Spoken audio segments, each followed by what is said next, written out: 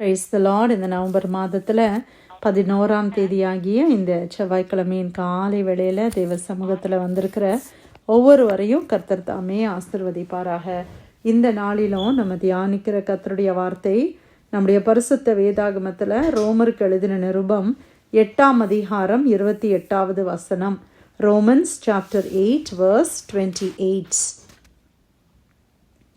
அன்றியும் அவருடைய தீர்மானத்தின்படி அழைக்கப்பட்டவர்களாய் தேவனிடத்தில் அன்பு கூறுகிறவர்களுக்கு சகலமும் நன்மைக்கு ஏதுவாக நடக்கிறது என்று அறிந்திருக்கிறோம்.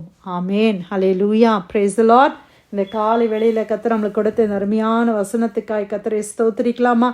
நம்ம வாழ்க்கையில் இந்த வசனத்தை அடிக்கடி நம்ம தியானிக்கிறோம். ஆண்டவருடைய வசனம் எவ்வளோ நமக்கு பலனை கொடுக்கிறது, ஆறுதலை கொடுக்கிறது, உற்சாகத்தை கொடுக்கிறது. தேவனிடத்தில் அன்பு கூறுகிறவர்களுக்கும் தேவனுடைய தீர்மானத்தின்படி அழைக்கப்பட்டவர்களாய் தேவனிடத்தில் அன்பு கூறுகிறவர்களுக்கு சகலமும் நன்மைக்கு ஏதுவாக நடக்கிறது என்று அறிந்திருக்கிறோம். எல்லாமே நம்ம எல்லாம் தேவனால் அழைக்கப்பட்டவர்கள். ஆமேன். நம்ம எல்லாம் தேவனை நேசிக்கிறவர்கள், தேவனிடத்தில் அன்பு கூறுகிற ஒரு ஜனம். நம்முடைய வாழ்க்கையில் நடக்கிற ஒவ்வொரு காரியமும், ஆண்டவர் அனுமதிக்கிற ஒவ்வொரு காரியமும் நன்மைக்கு ஏதுவாக நடக்கிறது. ஆமேன். அந்த அறிவை இந்த நாளிலே நாம் பெற்றுக்கொள்ள வேண்டும். அதற்காக கர்த்தரை நாம் ஸ்தோத்திரிக்கலாமா? என்ன நடந்தாலும் சரி, நம்ம வாழ்க்கையில் தீமைகள் வரலாம், ஆனால் அது என் நன்மைக்கு ஏதுவாக நடக்கிறது. எல்லாமே நன்மையாக நடக்கும் அப்படின்னு ஆண்டவர் சொல்லலை. ஆனால் ஆண்டவர் என்ன சொல்கிறாங்க? நன்மைக்கு ஏதுவாக நடக்குது அப்படின்னு ஆண்டவர் சொல்கிறாங்க. அப்போது தீமையையும் கர்த்தர் என்ன செய்வார்? நன்மையாய் மாற்றுகிற தேவன். நம்ம செய்கிற தவறுகள் கூட அது நன்மையாக மாறும். ஆமேன். நம்முடைய வாழ்க்கையில் உள்ள ஒவ்வொரு அடி, ஒவ்வொரு ஸ்டெப், நம்முடைய வாழ்க்கை பிரயாணத்தில் நம்ம போகிற ஒவ்வொரு ஸ்டெப்பும் ஆண்டவர் நன்மைக்கு ஏதுவாக நடத்துகிறார். ஒருவேளை நீங்கள் இன்றைக்கி இருக்கிற சிச்சுவேஷன், இந்த சிச்சுவேஷன் எப்படி நன்மையாக மாறும் அப்படின்னு சொல்லி நீங்கள் யோசிக்கலாம். ஒருவேளை உங்களுடைய வேலையிலேருந்து நீங்கள் வேலை இல்லாமல் இருக்கிற சூழ்நிலையாக இருக்கலாம். இல்லை ஏதோ ஒன்று உங்களுடைய வாழ்க்கையில் இன்றைக்கி இருக்கிற சூழ்நிலை, இது நன்மையாகவே தெரியலையே, இது எப்படி நன்மையாக முடியும், நான் போகிற இந்த பாதை எப்படி நன்மைக்கு எதுவாக ஆண்டவர் நடத்துகிறாருன்னு சொல்கிறீங்க அப்படின்னு நம்ம கேட்டால் அதற்கு பதில் தெரியல. ஆனால் கர்த்தருடைய வார்த்தை சொல்லுகிறது, எனக்கு நடக்கிற எல்லாமே நன்மைக்கு ஏதுவாகத்தான் நடக்குது. இன்றைக்கி நம்ம பைபிளில் அநேக கதாபாத்திரங்களை வைத்து நம்ம சொல்லலாம். நான் யோசித்த இந்த ரூத்தினுடைய வாழ்க்கையை நீங்கள் பார்த்தீங்கன்னா, அவங்க இளம் விதவை இல்லை, ஒரு குழந்தை கூட அவங்களுக்கு இல்லை, அவங்க ஹஸ்பண்ட் இறந்துட்டாங்க. அவங்க ஆண்டவரை அறியாதவங்க, மோவாபிய சந்ததி என்று சொல்லி நம்ம பார்க்குறோம். ஆனால் அவங்களுடைய மாமியார் நான் திரும்பி பெத்லகேமுக்கு போயிடுறேன், என் ஊருக்கே போயிடுறேன், இந்த இடத்துல நான் ரொம்ப கஷ்டப்பட்டுட்டேன், ரொம்ப எல்லாத்தையும் இழந்துட்டேன், என்னுடைய ஹஸ்பண்டை இழந்துட்டேன், என் 2 மகனையும் இழந்துட்டேன், நான் என் ஊருக்கே போயிடுறேன்னு சொல்லிட்டு அவங்க போகும்போது இந்த ரூத் கூட போகிறாங்க. அவங்க மாமியார் சொல்கிறாங்க, நீ என் கூட வராதம்மா, அங்கே உனக்கு வாழ்க்கையே கிடையாது, நீ உன் அப்பா வீட்டில் இரு, நீ யங்காக இருக்கிற, உனக்கு யாராவது ஒருத்தரை கல்யாணம் பண்ணி உன் வாழ்க்கையை நீ அமைத்துக்கொள்.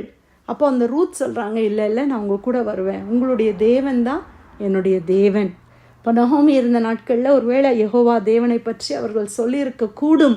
அதை அந்த ரூத் பற்றி கொள்ளுகிறாள். அவள் விடாமல் பற்றி கொண்டு, நான் இந்த தேவனை பின்பற்றி வருகிறேன், உங்களை நான் தனியாக விட முடியாது, நீங்கள் தனியாக போகக்கூடாதுன்னு சொல்லி அந்த நல்ல குணம் அந்த ரூத்துக்குள்ளே இருந்ததை நம்ம பார்க்குறோம். ஆனால் அந்த ரூத்தை யோசித்து பாருங்க, அவள் அந்த பெத்லகேம் இல்லை அந்த ஊருக்கு வரும் பொழுது அவளுக்கு எந்த விதமான ஒரு எதிர்காலத்தை குறித்த எந்த ஒரு நம்பிக்கையும் இல்லாதவளாக அவள் வருகிறாள். என்ன செய்ய போகிறோன்னு தெரியாது. அப்படி ஒரு சூழ்நிலையில தான் அவள் வர்றா. அவள் ஸ்க்ராட்ச்லேருந்து தன்னுடைய வாழ்க்கையை ஆரம்பிக்கிறாங்க. அந்த வீடு எப்படி இருந்திருக்கும்? எல்லாம் ஒன்றும் இல்லாமல் இருந்திருக்கும். அதெல்லாம் க்ளீன் பண்ணி பக்கத்து இடத்துல போய் வேலைக்கு போகிறா. வேலைக்கு கூட இல்லை, அவள் என்ன செய்ய போகிறா?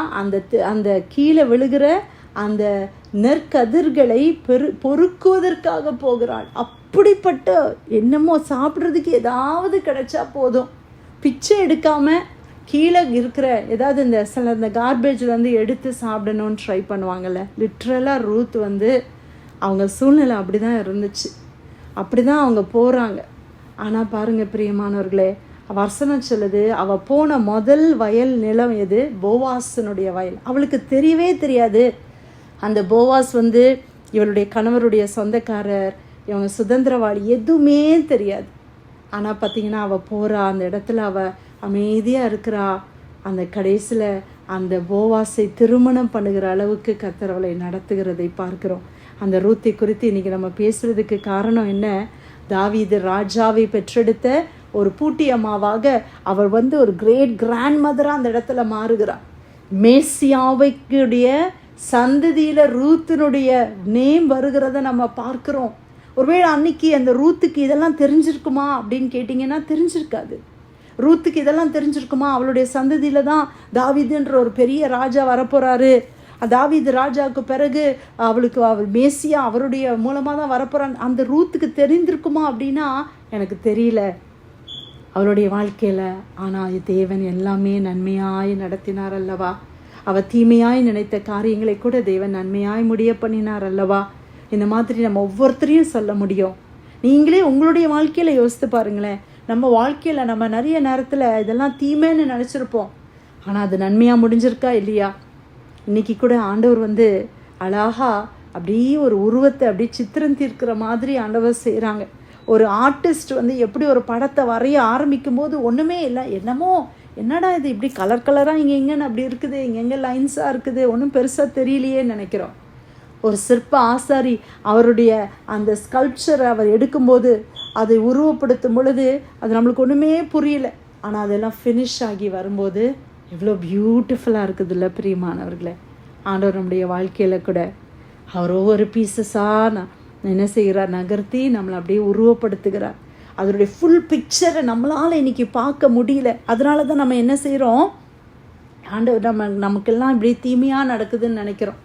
இன்றைக்கி ஒரு பிரியாணி பண்ணுறோம், இல்லை ஒரு கேக் பண்ணுறோம், எல்லாம் மிக்ஸஸ் எல்லாத்தையும் ஒவ்வொரு ரா மெட்டீரியலையும் என்ன செய்கிறோம்? நம்ம ஆட் பண்ணி அந்த ப்ரொப்போர்ஷனில் கரெக்டாக மிக்ஸ் பண்ணும்போது அது ஒன்றுமே பெருசாக தெரியல, மெஸ்ஸியாக இருக்கிற மாதிரி இருக்குது. ஆனால் ஃபைனலாக அதை ப்ரிப்பேர் பண்ணி டேபிளில் கொண்டு பேக் பண்ணி அதை கொண்டு வரும்போது அவ்வளோ ஸ்வீட்டாக இருக்குல்ல?